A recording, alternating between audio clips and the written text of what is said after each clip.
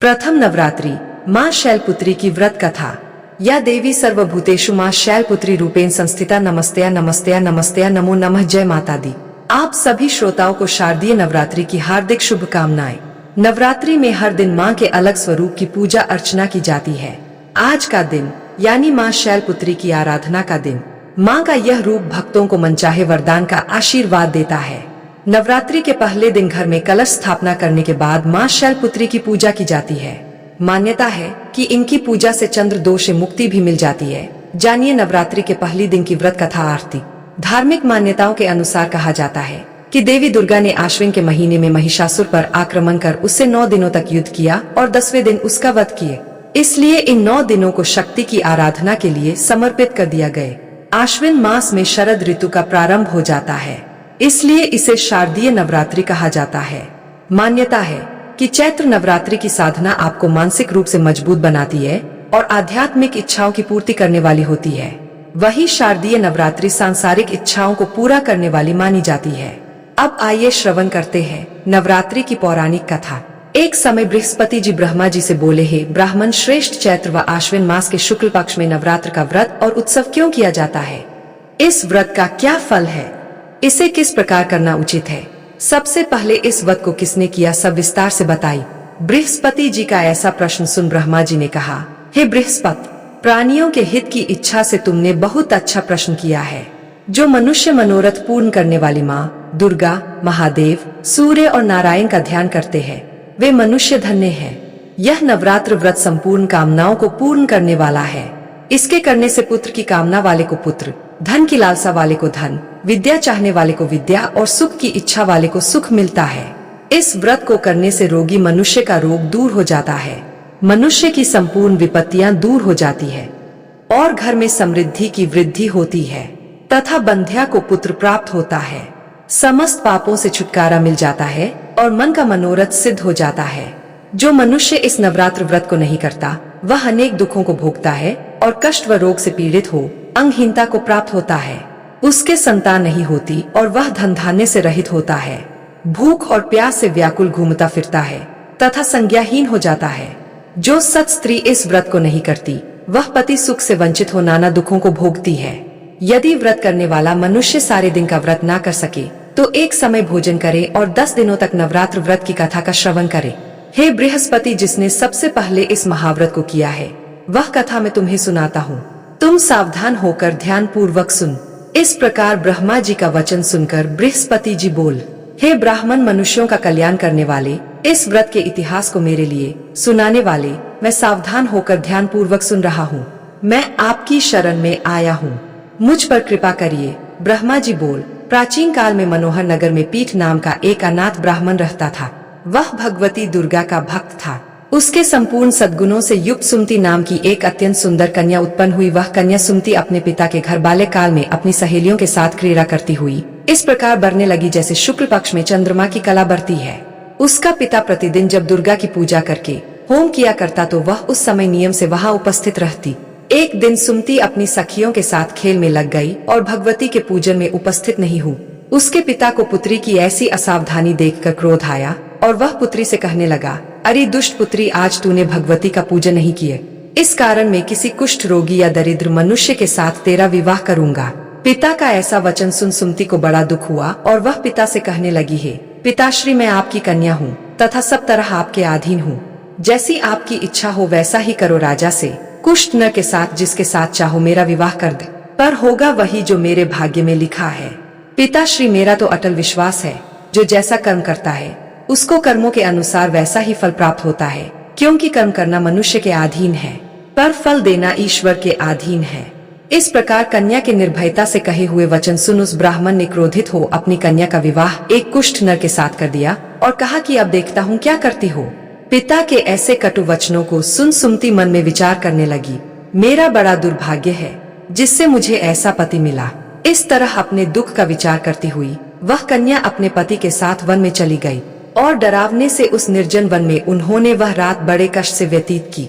उस गरीब बालिका की ऐसी दशा देख देवी भगवती ने पूर्व पुण्य के प्रभाव से प्रकट सुमति से कहा, है दीन ब्राह्मणी, मैं तुझसे प्रसन्न हूँ, तुम जो चाहो सो वरदान मांग सकती।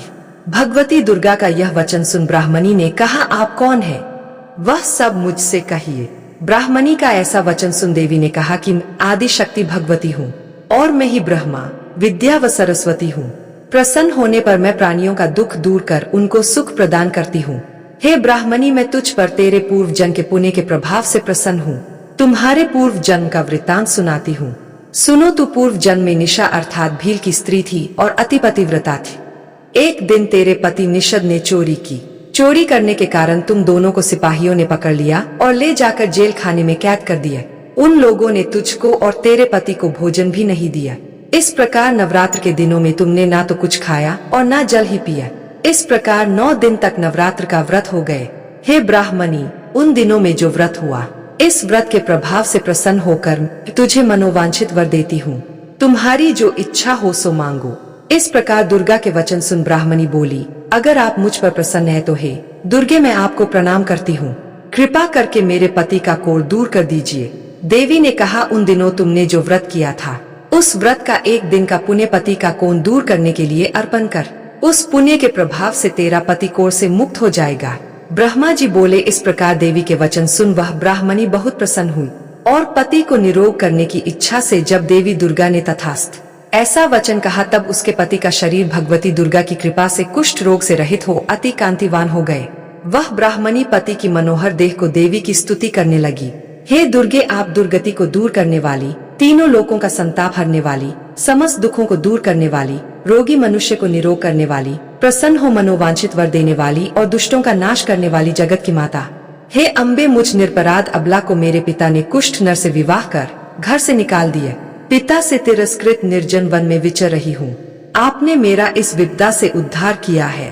हे देवी, मैं आपको प्रणाम करती हूँ, मेरी रक्षा करिए। ब्रह्मा जी बोले, हे बृहस्पति। उस ब्राह्मणी की ऐसी स्तुति सुन देवी बहुत प्रसन्न हुई और ब्राह्मणी से कहा, हे ब्राह्मणी, तेरे उदाल नामक अति बुद्धिमान, धनवान, कीर्तिवान और जितेंद्र पुत्र शीघ्र उत्पन्न होगा। ऐसा वर प्रदान कर देवी ने ब्राह्मणी से फिर कहा कि हे ब्राह्मणी, और जो कुछ तेरी इच्छा हो वह मांग ले। भगवती दुर्गा का ऐसा वचन सुनती ने कहा कि हे भगवती दुर्गे, अगर आप मुझ पर प्रसन्न हैं तो कृपा कर मुझे नवरात्र व्रत की विधि और उसके फल का विस्तार से वर्णन करें। इस प्रकार ब्राह्मणी के वचन सुन दुर्गा ने कहा, है ब्राह्मणी, मैं तुम्हें संपूर्ण पापों को दूर करने वाले नवरात्र व्रत की विधि बतलाती हूँ, जिसको सुनने से मोक्ष की प्राप्ति होती है। आश्विन मास के शुक्ल पक्ष की प्रतिपदा से लेकर 9 दिन तक विधि पूर्वक व्रत करे। यदि दिन भर का व्रत ना कर सके तो एक समय भोजन करे। विद्वान ब्राह्मणों से पूछकर घट स्थापना करे और वाटिका बनाकर उसको प्रतिदिन जल से सींचे। महाकाली, महालक्ष्मी और महासरस्वती देवी की मूर्तियां स्थापित कर उनकी नित्य विधि सहित पूजा करे और पुष्पों से विधि पूर्वक अर्घ्य दे। बिजौरा के फल से अर्घ्य देने से रूप की प्राप्ति होती है। जायफल से अर्घ्य देने से कीर्ति की प्राप्ति होती है। दाख से अर्घ्य देने से कार्य की सिद्धि होती है। आंवले से अर्घ्य देने से सुख की प्राप्ति होती है। केले से अर्घ्य देने से आभूषणों की प्राप्ति होती है। इस प्रकार पुष्पों व फलों से अर्घ्य देकर व्रत समाप्त होने पर 9वें दिन यथा विधि हवन करे। खांड, घी, गेहूं, शहद, जौ, तिल, बिल्व अर्थात बेल, नारियल, दाख और कदम आदि से हवन करे। गेहूं से होम करने से लक्ष्मी की प्राप्ति होती है। खीर एवं चंपा के पुष्पों से धन की और बेल पत्तों से तेज व सुख की प्राप्ति होती है। आंवले से कीर्ति की और केले से पुत्र की, कमल से राज सम्मान की और दाखों से संपदा की प्राप्ति होती है। खांड, घी, नारियल, शहद और तिल तथा फलों से होम करने से मनोवांछित वस्तु की प्राप्ति होती है। व्रत करने वाला मनुष्य इस विधि विधान से होम का आचार्य को अत्यंत नम्रता के साथ प्रणाम करे और यज्ञ की सिद्धि के लिए उसे दक्षिणा दे। इस प्रकार बताई हुई विधि के अनुसार जो व्यक्ति व्रत करता है उसके सब मनोरथ सिद्ध होते हैं। इसमें तनिक भी संदेह नहीं है।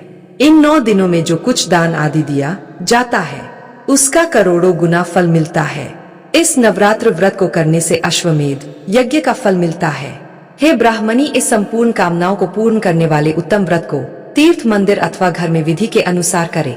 ब्रह्मा जी बोले, हे बृहस्पति, इस प्रकार ब्राह्मणी को व्रत की विधि और फल बताकर देवी अंतर्ध्यान हो गई। जो मनुष्य या स्त्री इस व्रत को भक्ति पूर्वक करता है वह इस लोक में सुख प्राप्त का, अंत में दुर्लभ मोक्ष को प्राप्त होता है। हे बृहस्पति, यह इस दुर्लभ व्रत का महात्म है जो मैंने तुम्हें बतलाया। यह सुन बृहस्पति जी आनंद से प्रफुल्लित हो ब्रह्मा जी से कहने लगे कि हे ब्रह्म जी, आपने मुझ पर अति कृपा की जो मुझे इस नवरात्र व्रत का महात्म्य सुनाए। ब्रह्मा जी बोले कि हे बृहस्पति, यह देवी भगवती संपूर्ण लोकों का पालन करने वाली है। इस महादेवी के प्रभाव को कौन जान सकता है। प्रेम से बोलिए देवी भगवती की जय।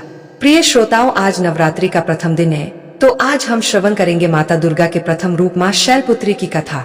माँ दुर्गा अपने पहले स्वरूप में शैलपुत्री के नाम से पूजी जाती है। पर्वतराज हिमालय की पुत्री होने के कारण इनका नाम शैलपुत्री पड़ा। अपने पूर्व जन्म में यह प्रजापति दक्ष की कन्या के रूप में उत्पन्न हुई थी, तब इनका नाम सती था। इनका विवाह भगवान शंकर जी से हुआ था।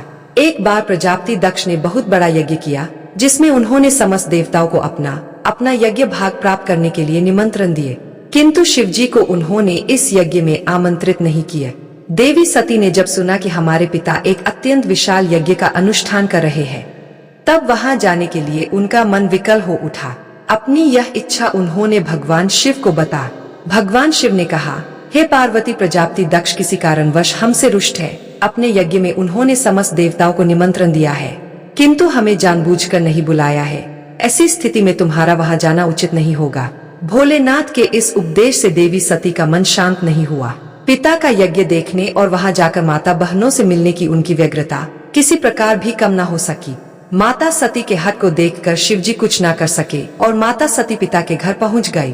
पिता के घर पहुंचकर देखा कि कोई भी उनसे आदर और प्रेम से बातचीत नहीं कर रहा है। केवल उनकी माता ने ही उन्हें स्नेह से गले लगाए। परिजनों के इस व्यवहार से देवी सती को बहुत दुख हुआ। उन्होंने यह देखा कि वहां भगवान शिव के प्रति तिरस्कार का भाव भरा हुआ है।